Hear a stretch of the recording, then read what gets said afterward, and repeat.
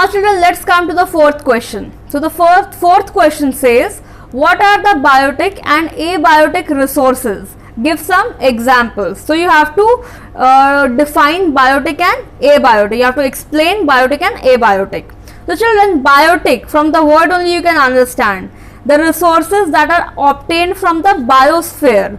Whatever resources are obtained from biosphere, which means that they have life, all the living organism, they will come under biotic resource, and it includes plants, animals, human beings, and all the organisms that are living, all the living beings, they will be included in biotic resource. And the second one is abiotic, means the opposite of biotic, the resources that are composed of non-living things. All the non-living things, they come under abiotic resources. For example, soil, air, water, metals, etc. All the living beings will come under biotic, and all the living beings or non-living things will come under abiotic. Okay, so now let's come to question number 3. Question number 3 says, answer the following question in about 120 words. Means you have to write your answers in a detailed way. You have to explain it properly in 120 words. So in this we have two questions. In question number 3, the first question is, explain the land use pattern in India and why the land under forest has not increased much since 1960-61. So what is the reason why the forest area has not increased, and you have to give a description regarding the land use pattern in India. Children, let's come to the first part of this question, that is regarding the land use pattern. Children, in India, the land is primarily used for agriculture, grazing and other activities like construction, housing, roads and etc. Means these are the basic activities for which land is reserved, or this is basically the pattern how land is used in India. Children, the use of land, it is determined both by physical factors. Now what comes under physical factors? For example, topology, the climate, soil type, these come under the physical factor, and the human factors. Now what comes under human factors? It includes population density, technological capability or technological know-how, culture, tradition, etc. So land is determined by both. It is determined by the physical factors as well as by the human factors. Both play an important role in order to determine land. Children, the pattern of net sown area, it varies from one state to another state depending upon the climate and soil type. Definitely these are important factors that determine the land use pattern of any area. So the net sown area, it varies from one state to another.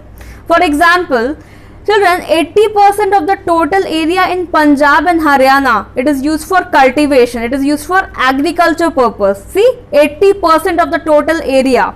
But if I talk about Arunachal Pradesh, Mizoram, Manipur, Andaman and Nicobar Islands, then it is less than 10%. See, you can see the difference, that in some areas it is more than 80% land is used for agriculture purpose or for cultivation purpose, while in certain areas it is even less than 10%. Why? Because of the factors that influence land. And children, the part of land which is covered by forest in India, I have already explained you that it is approximately 22%. And this is not up to the mark. As per the National Forest Policy, it should be 33%, but in India we have only 22%.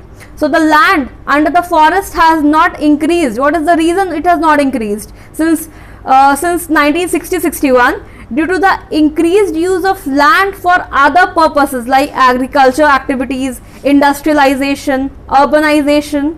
Due to these activities, the forest percent has not increased to a great extent. It should definitely have been, it should be increased, but in reality, in practicality, it has not increased due to certain activities, due to industrialization, due to urbanization. People want to grow, but in reality they don't know what is the base, how to grow. We have to protect the environment. We are building so many construction work are going on day to day. Factories are there. They think that they are developing. People are thinking that we are developing, but in reality we are harming the nature.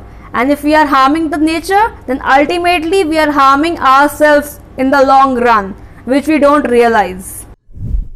Also children, increasing population and subsequent increase in demand for resource has resulted in the degradation of forest. People want more and more resources. How they want resources? By cutting down the natural resource. By cutting down trees. Deforestation is very common.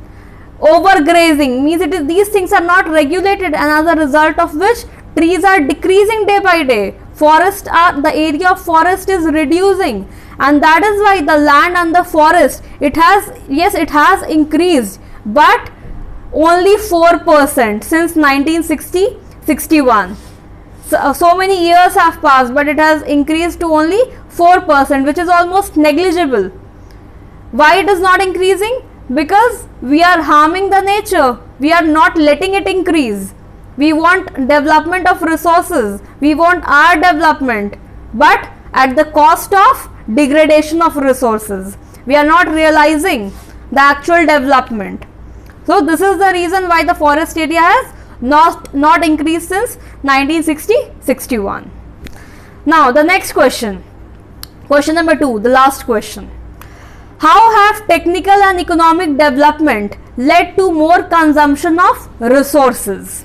Means how these developments like the technical development or technological development, the economic development, we are developing in every aspect, but why it has led or how it has led to more consumption of resources? Why we are consuming resources more? What is the reason and how this is done?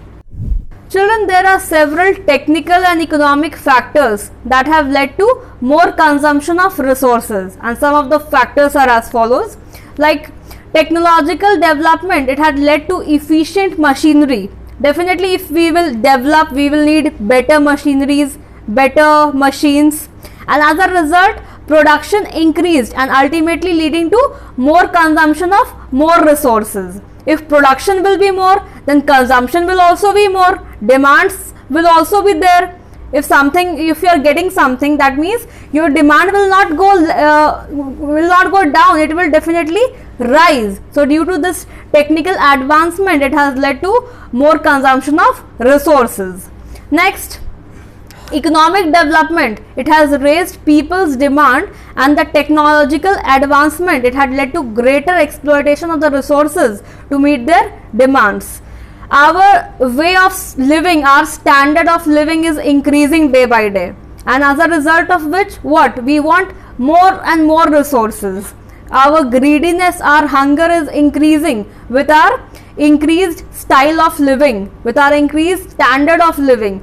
And if our economic lifestyle is improving, that means we will be wanting more and more resources. Our needs, our demand will change into demands, and that will ultimately change into greed. So that is why this economical development, it has raised the consumption to a great extent. Also children, improved medical and health resources led to increased population, which in turn resulted in the increased consumption of resources.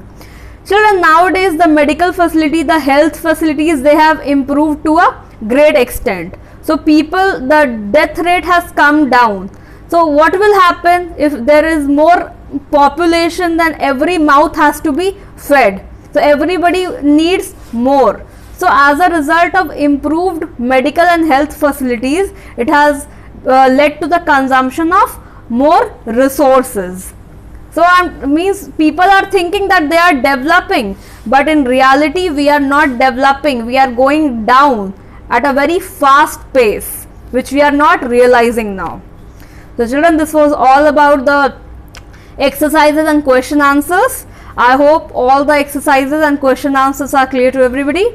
Thank you so much.